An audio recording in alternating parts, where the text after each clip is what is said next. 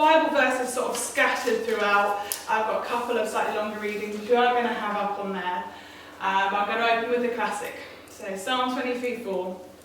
Even when I walk through the darkest valley, I will not be afraid, for you are close beside me, your rod and your staff protect and comfort me. So valley moments, you may also see them written as like desert experiences, and it's generally a time of spiritual testing. It's generally the best way to put it. They tend to feel so challenging because we just lack a real awareness of God's presence. And that is what makes them so tough. And these seasons will take lots of different forms. They can be physical problems, they can be emotional trials, or they can be times of deep spiritual questioning. I'll be honest, I have been through all three. I would not wish any of them on anyone, but we will all face varieties of different stuff that go on. And it brings into mind loads of questions about God, if he really loves us and if he's got any power in our life. And it brings all of those things into question. And like we've seen, I think all of us have probably had these sorts of experiences.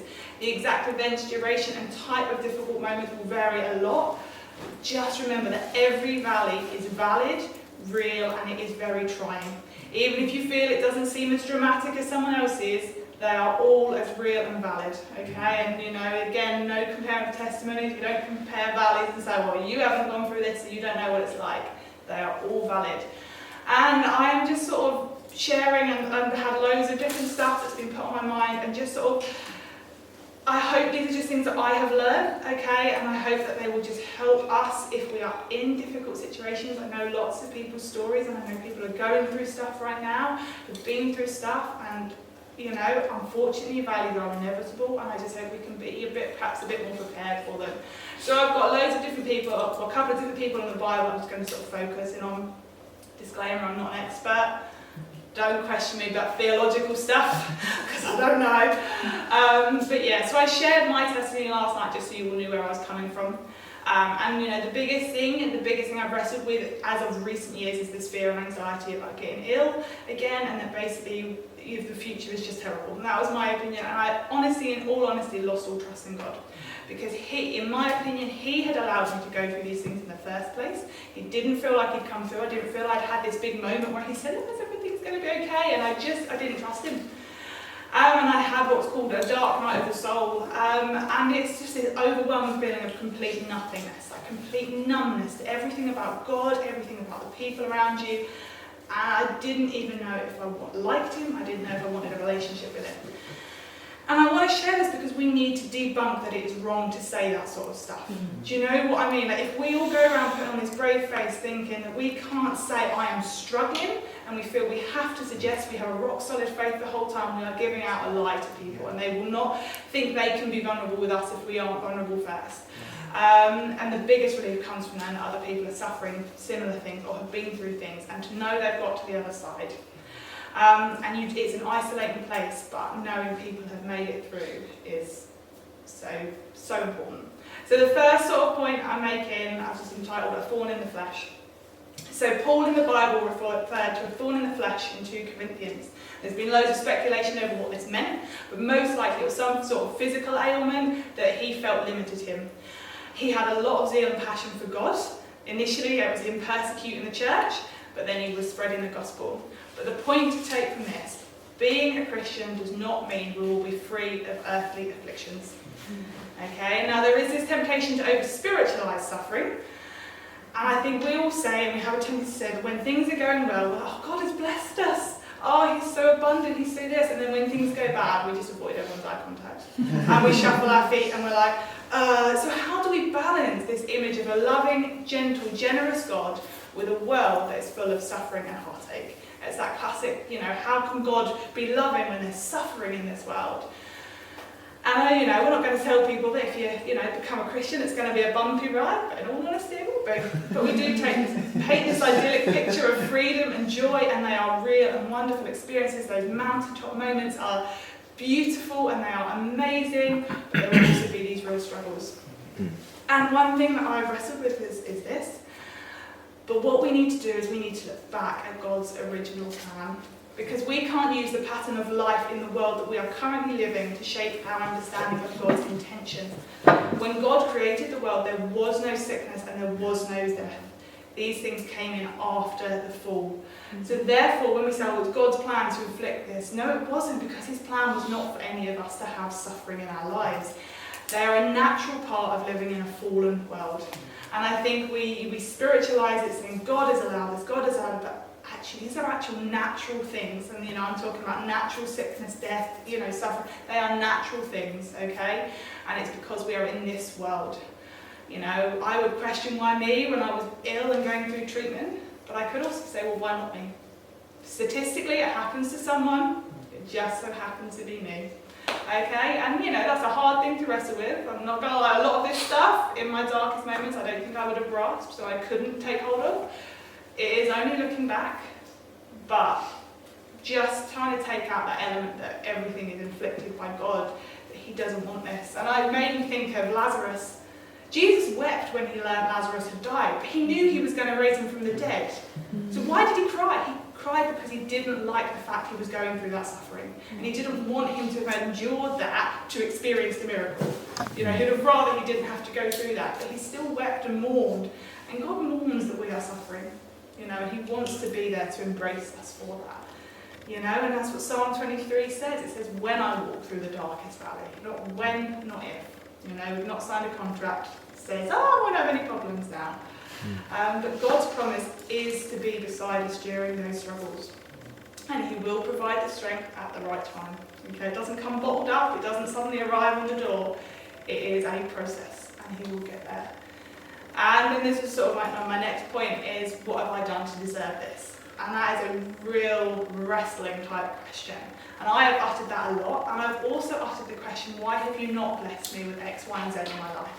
Why have other people got these things and I have not? Why have I gone through these things and then still not got these good things in my life? And I've brought that all up. But again, I think that a lot of this reflects our learned behaviour of this life. We learn and we are brought up, if we behave, we do the right thing, we are rewarded. If we misbehave, talk back, have an attitude, we are punished. So we naturally assume this applies to God. But if we look at the example of God, before mankind had ever done anything deserving of goodness, God created the world as a way to share his goodness with us. So we had not done anything to deserve to live in this beautiful creation. And this is a glimpse of what it was going to be like. That field has been ploughed. That field has taken work to get like that. But God, it was going to just be naturally beautiful. And he wanted to share that with us, not because we were deserving, but because he just wanted to share his goodness. And then we have the opposite, that after we had had a chance to make a complete mess of it, we've conducted all sorts of horrendous things, murder, just awful things, we've destroyed the world he's got, and all we deserved was punishment. That's when he sent Jesus. Okay, so when we've done the bad things, then God sent a way to atone us. Okay, now that is not an example of cause and effect. We live in a cause and effect world. You do bad things, you should get punished. You do good things, you should get rewarded. Yet God has done the exact opposite. We've done bad things and he sent Jesus. We've done nothing good and he created the world for us. And we need to sort of break away from this idea that God blesses us because we're good or punishes us with suffering when we are bad. When things are going well, we need to avoid this temptation that it is a reflection that we are living life well, because then we can easily become proud. Okay? It's really easy to think, I'm being blessed because I finally got my head around God and that he loves me and I'm telling everyone now I'm being blessed, because a lot of the time that doesn't happen actually. You go around telling people and you often get more suffering and heartache inside. But God does discipline, instruct, and he does mould us. But he has clearly demonstrated through grace that he does not treat us as our sins deserve. It is a delicate balance to remain humble but not downtrodden. And I've wrestled with that in the sense of feeling like, this is because I'm a bad person, I'm this, and I've pushed myself down. But yet God is a person that lifts us up. He doesn't want us to stay in this depressed place where we think we are worthless. The reality is we are, but he loves us so much that he sent Jesus. And he doesn't want us to be pushed down there. But it's that delicate balance of then not thinking too much to us. So it's a delicate balance to remain humble, but not downtrodden. And it is hard to get your head around because it's not our natural experience of life. And we've got to balance the idea that God's grace does not give us a free pardon to do anything we like. And life is a real gentle balance. And showing grace costs the giver, not the receiver. And I think grace, again, is another Christianese word that is shed a lot, that is very hard to sort of grasp our heads. But when, to just simplify it, grace all comes down to Jesus dying on that cross. Because grace cost God everything.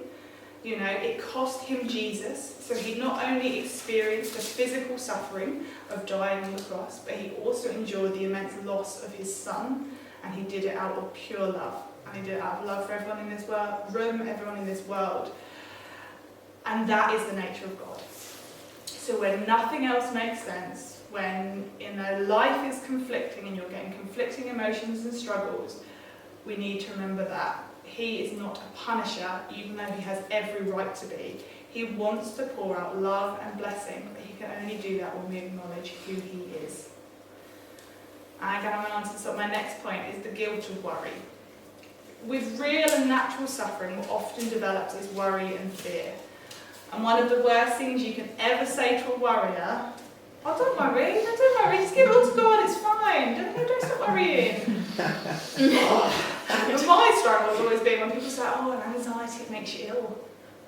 Oh no, so now I'm anxious about being anxious.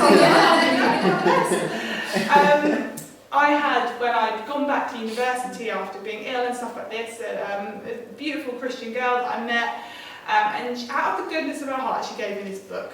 And it was all about being afraid, because she knew I was struggling with worrying. And this book left me feeling so condemned.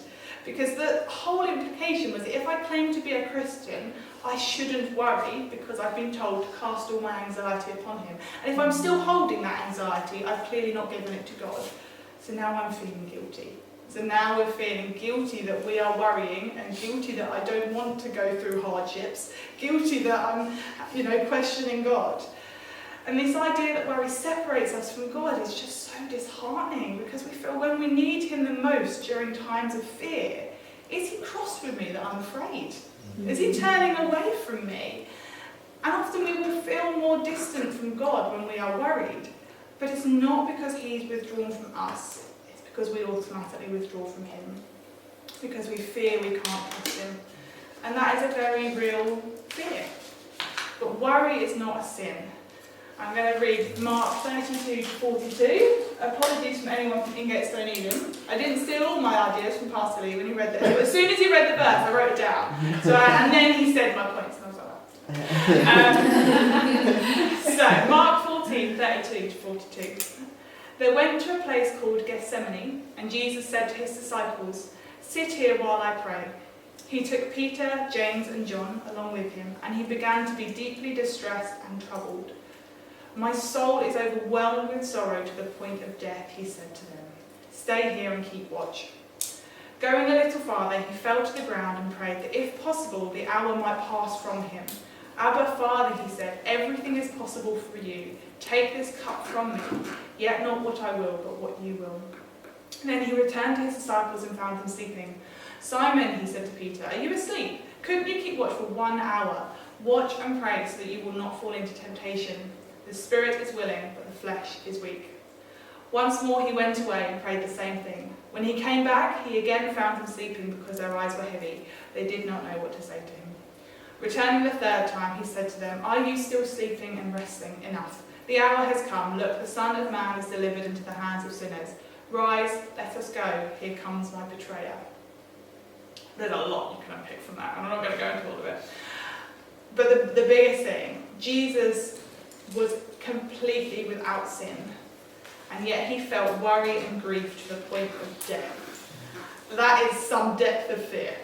If anyone can relate to our fear and worry, it is Jesus. And it also highlights that it's not wrong to pray for those things to be removed. We can say it's natural, these things happen. It's not wrong to pray for a miracle. It's not wrong to pray, "God, please can I not have to go through this? Please can I..." He was praying for those things to be removed from him. So there's no fear in our anxiety and worry. It does not mean we aren't saved. God doesn't judge us when we ask for our suffering to be removed. But following that example of Jesus, we must use those feelings to push closer to God rather than further away. There is just a little side note in there as well. Jesus was very outright with his disciples that he was struggling, and yet they still fell asleep. And I think we are all guilty of that. I'm guilty that, someone could be suffering, well, I've got so much going on in my own life that I can't really be there for them. There is a challenge there that regardless of what we're going through, when we know someone is struggling or we can see someone is struggling, make the effort to be there for them. Be Jesus in that moment, be God in that moment. But God doesn't want to add to our burdens by pointing a finger at us and commanding us to stop worrying. If we read the whole of that verse of cast all your anxiety upon him, it comes from 1 Peter 5 verses 6 to 7. That's 1 Peter 5, 6 to 7. And it says, humble yourselves, therefore, under God's mighty hand, that he may lift you up in due time. Cast all your anxiety on him, because he cares for you. Okay, it's not just cast your anxiety on him, stop worrying, he's not moaning. The reason is because he cares for you and he wants to share your burdens with you. He wants to release you from them, but the issue is we hold them too tightly. But it doesn't anger God. And actually when I was sort of just finishing, sort of tweaking this around, I had this image sort of come to mind. If you pictured a little child struggling to put a little cart up a hill, and it grunting and groaning, their face is going all red, and they're trying to get this up the hill, your response is going to be, here, let me help you. And you're going to help hold the other end of that cart, the handle, and you're going to help them pull it up to it. That fiercely independent child will turn you down and say, no, I've got this. That humble one will say, thank you, and then you can take that other handle and pull it with them. But at the top of that hill, you will still praise the child for getting it up to the top. And that's God. He is going to look down and say, yeah, well done, even though he helped you do it. But he's still going to praise you for doing it. Jesus cried out in total anguish, asking, begging for that burden to be taken from him, and yet there's no recorded reply from God. And this is sort of my next point, and it's the fear of silence. And it's a big fear, it's a big worry. At times God can feel so silent, but the challenge is that at some point, like Jesus, we need to leave the garden and face what is to come. We've all got to go from this place of rest and this place of peace, back to life. It would be tempting to just stay here, it would be tempting to lock yourself away and avoid everything, but at some point we've got to go and face it. Psalm 22:1, my God, why have you forsaken me? Why are you so far from saving me, so far from my cries of anguish? Some of you will know that Jesus quoted Psalm 22:1 when he was dying on the cross. Okay, and for Jesus this was a lot more than it can ever be for us when it says, why have you forsaken me? Because God actually did turn his face away from Jesus as he became sin. He couldn't look, he had to turn away. But originally those words were David, and they reflect an experience that is more common for us now. So we're not putting ourselves in understanding the anguish that Jesus felt, we're going back to David. This feeling that God has somehow forsaken us normally comes because we feel God is silent and he's not really saying anything. Valleys often teach us something about God that we didn't realise before. I was thinking about the general theme. In mountaintop moments, we often become more aware of God's specific blessings and goodness. During plods, I think we learn about God's consistency and how we are to live our daily lives. But during valleys, we have a chance to learn more about his faithfulness. 2 Timothy 2:13 says, when we are faithless, he remains faithful. He cannot deny himself. Faithfulness is an inbuilt aspect of God. That to simply be unfaithful wouldn't work because he would be denying his own nature. But God's faithfulness may not always come in the way you might expect or the way you might want it to be. Okay? During the darkest times, the enemy fills your mind with thoughts. Okay? Words, feelings, emotions, and that is why it's so unbearable, because it is so full. And I was thinking about this, if you had a bucket, I nearly did a demonstration there, didn't you? If you had a bucket and you are filling it with thoughts, you're filling it with your life experiences, things people have said to you at school, you keep topping it up with all these things that have come from living in a fallen world, interacting with fallen people, hard things, even when people have tried to do things and not necessarily done it in the best way, you're filling it with that. Then you put in your emotions, then you're trying to understand God, and you are filling this bucket, and there is a limit to the space, but you keep filling it. There's no room left, and yet we pray, God, speak to me, God, show me, send me a word, send me a scripture, send me a song, send me a this. It's full. That mind is so full of so many emotions. But God is the opposite. Where worry, stress, anxiety, they cause noise, God is peace, and God is quiet, and He is the calm during the storm. An absence of God's words does not mean an absence of His presence. Yeah. It is often a greater depth of His presence. But it feels really alien, and it feels really wrong, because we want answers. We want direct confirmation from God that He is there, and that is when we have to go deeper, and it's not easy. But we need to seek His quietness and let it calm you. God does not need to outshout the enemy.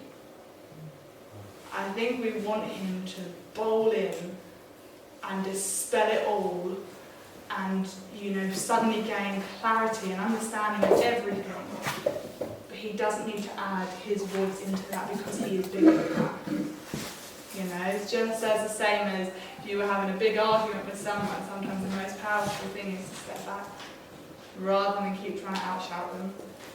If God gave a direct answer to our questions of why, what's most likely going to follow is more questions. We're never going to be sort of satisfied. And I know this myself, because at my lowest I felt nothing, no recognisable emotions, just hopelessness. No Bible verse or song could comfort me, and I really questioned if my faith was gone. And I would be shouting out to God and crying out to God, and there was just nothing. And then I realised the beauty of His silence. And I just pictured that where this bucket is now full of water, I'm asking Him to put more in to try and flush the other stuff out. But what God does is He just puts a little hole in the bottom and lets it just gently flow out. And He lets those thoughts just gently calm to make room for Him. I really thought He was done with me, and I thought I was done with Him. And that's where I shared that image of that little flick of that light. Was the fact that one thing I couldn't deny was that he was real, and that He was there. I questioned that He loved me. I questioned His plan, and I really questioned the idea that He was good. I really struggled with things like the goodness of God. I'm like, I don't see much goodness in my life. And I really questioned all of that, but I couldn't deny that He existed. And that was all I had to hold on to. And sometimes you hold on to that flicker of something. And if we focus on just that, when nothing else makes sense, then we stop relying on our own ability to understand. And truthfully, we probably won't understand any of it, the feelings, the emotions, the why, but often it is best not to question it, because no answer will satisfy. We hold on to that faintest of hopes and take it a step at a time. God will bring you out to the other side, but it is a long and hard journey. The rod of a shepherd, as we heard in Psalm 24, as a promise of protection, may comfort us, but that moment of being a sheep, being pulled out by the neck with that hook, cannot actually be physically pleasant. And often those moments of being rescued by God are uncomfortable, but maybe He is saving you from a greater danger. Okay, and this is sort of like coming into that. Is this idea of wrestling with God. We're going old school. We're going Genesis 32, 22 to 29. And I'm not unpacking this theologically, absolutely not. But that night Jacob got up and took his 2 wives, his 2 female servants, and his 11 sons, and crossed the ford of the Jabbok. After he had sent them across the stream, he sent over all his possessions. So Jacob was left alone, and a man wrestled with him till daybreak. When the man saw that he could not overpower him, he touched the socket of Jacob's hip, so that his hip was wrenched as he wrestled with the man.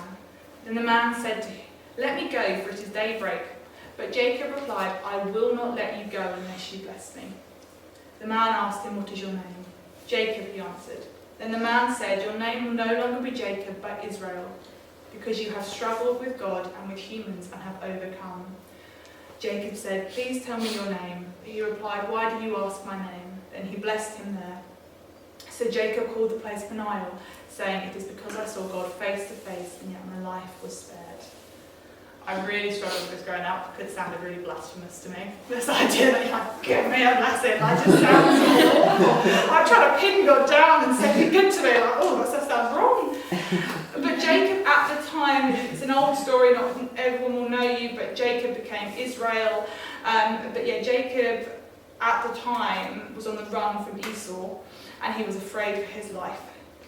In the hardest moments, we have two options: turn and walk away from God, or confront him. When you turn from God, you effectively say, "I'll handle this."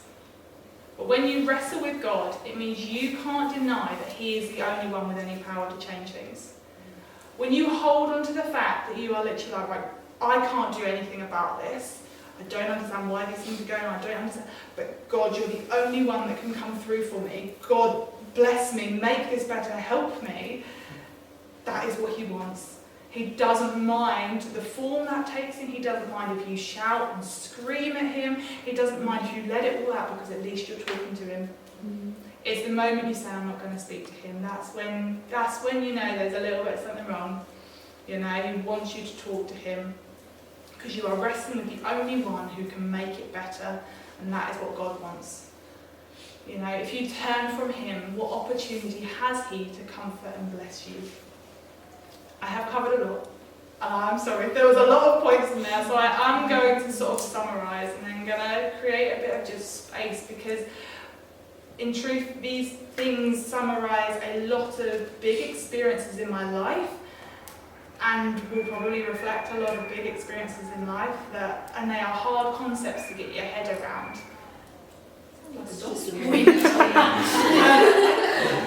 But yeah, just to sort of summarise the points here. So being a Christian is not a guarantee that you won't face hardships.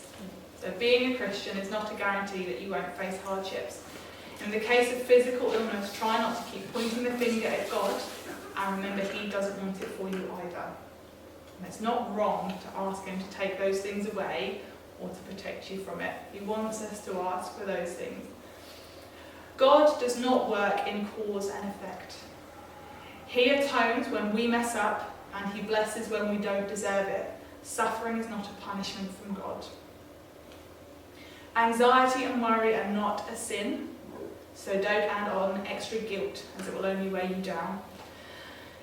It is not wrong to wrestle with God, because it means you are clinging to him rather than letting go. And silence does not mean an absence of God. When our minds are overwhelmed, God often keeps quiet, as he wants to draw you into stillness, as that is a place of clarity. I'm going to have to chat through any of this, because I know that there has been a lot. But valley moments can seem completely overwhelming and like they will never end. Even when God offers us no direct explanation for why things are happening, it is important to focus on the nature of God rather than our circumstances. God is faithful and steadfast. He allows us to go through these seasons because he knows he's there with us, and it gives us opportunity to deepen our faith. God's guidance and direction is not without pain, but to quote Philippians 1 verse 6, being confident of this, that he who began a good work in you will carry it on to completion until the day of Christ Jesus. Let God finish his work with you. And I found this verse and sent it out to everyone because I felt it represented the highs and lows quite well. Romans 12:12. Be joyful in hope, patient in affliction, and faithful in prayer. The call during valley seasons is simply to be patient. They will end, but just take it one step at a time. And that may be one tiny step, and sometimes you may even have to stand still for a minute. But he will come through for you, whatever it is, however big, however small. And we've just got to hold on to who God is and just keep taking it one step at a time.